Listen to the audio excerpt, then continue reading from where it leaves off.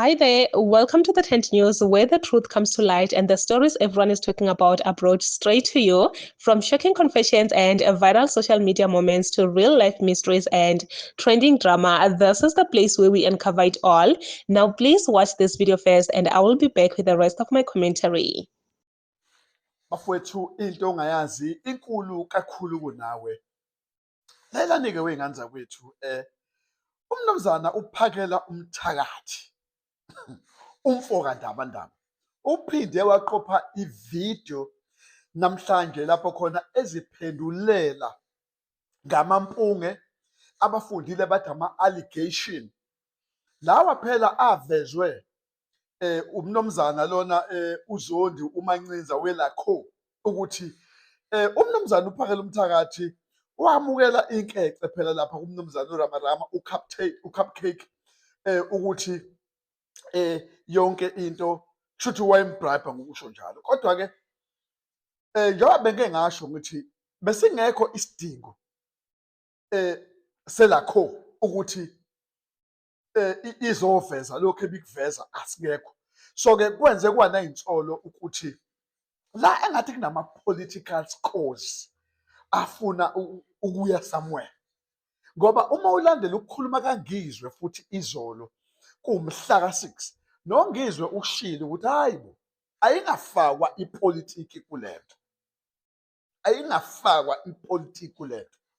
Okay-ke usaphendulileke umfoka ndabandaba namhlanje kahle ividiyo yakhe esha ngokusemqoka ulelana othi nje ngathatha imali, othi nje angifuni ukungena ey'ndabeni zemali, othi ngathatha imali akezela nobufakazi ukubeka ngokusobala futhi ukuthi hayi kubukeke ngathi kunenzonyanyana noma nokudlasana kabi noma nokuzama ukumdicilela phansi ukwehlisa isithunzi sakhe phela indlela okwenzeka ngayo waqinisekisa ukuthi lalela abambukela phansi abafuna ukumdicilela isithunzi angeke beze bephumelele, abakhohlwe njengesidomo esikoleni futhi usazosebenza usazoqhubeka ethi mabahambe, usazoqhubeka ethi mabahambe.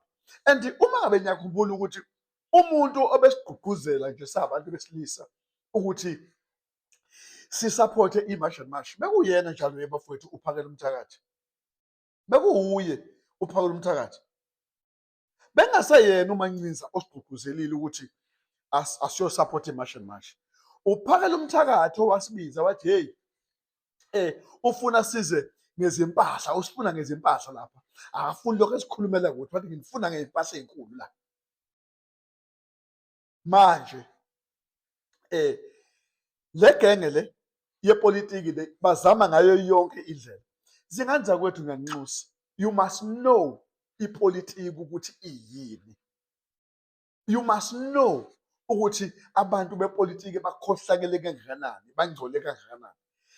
They will do anything to destroy, especially leli qembu leze ANC, especially i-ANC. I-ANC ibole to the core, i-ANC. Nanokuthi nje kube khona izinto eziningi ezonakalayo eSouth Africa is because i-ANC has sold out, yasidayisa. Nakuthi izinto ingahambi kahle eSouth Africa, ningesho ukuthi bekhona onke lamaqembu lawa khona mangaka amaqembu ewabhayibhile yawafaka ngaphansi kwawo kwayona i-ANC ukuthi kube izicagogo, yabo. Who arranged GNU?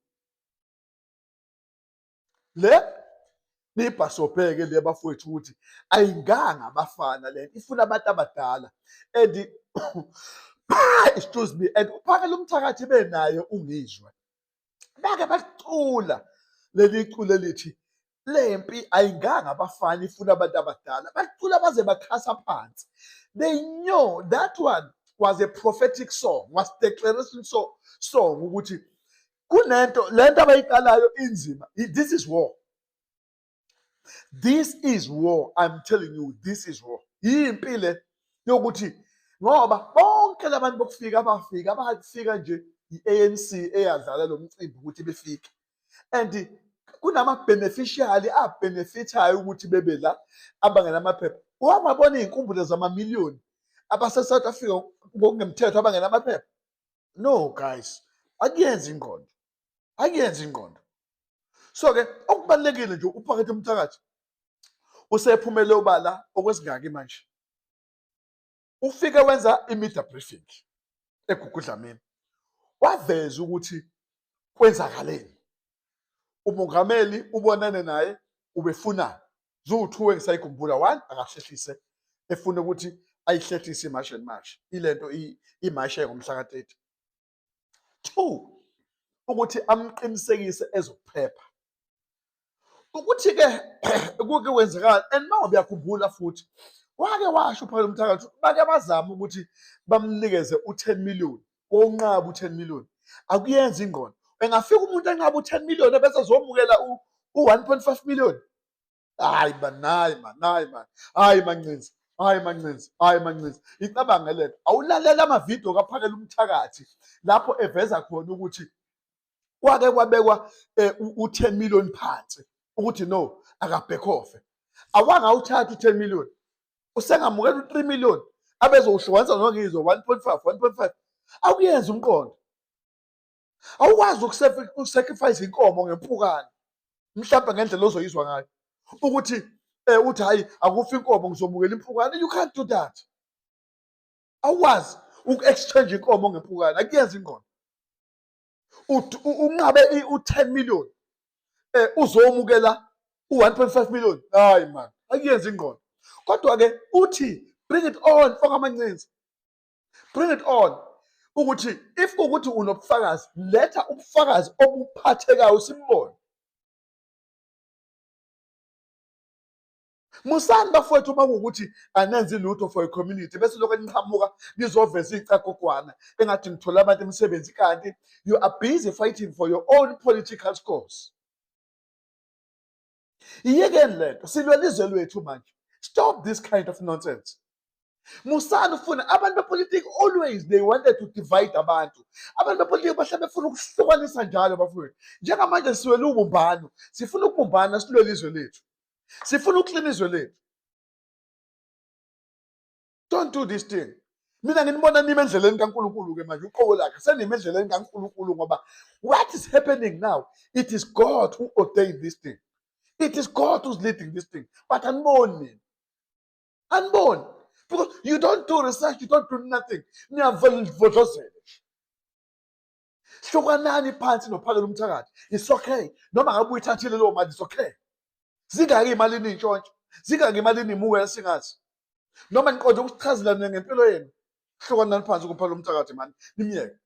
Uyabona-ke nje mina phakela umthakathi ngichema udede nawe, ngicheme nawe ibhadi. Umuntu nje mina osuke esebenzela umphakathi nginaye. Mina nje ngiyi-communism, that's all.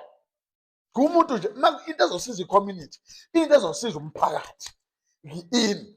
Angikho angisoze mina ngalokho ngichema nembhedo. No.